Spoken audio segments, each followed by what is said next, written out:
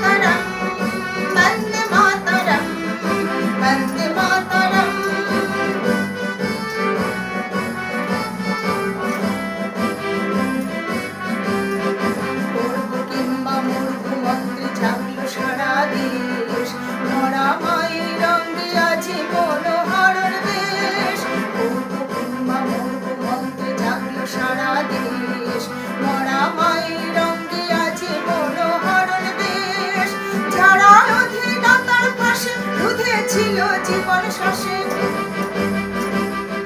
যারা অধীনতার ফাঁসে উঠেছিল জীবন শ্বাসে, হৃদয় ঘন্টা ওই তাহাদের বাজল রে ঢং ঢং, হৃদয় ঘন্টা ওই তাহাদের বাজল রে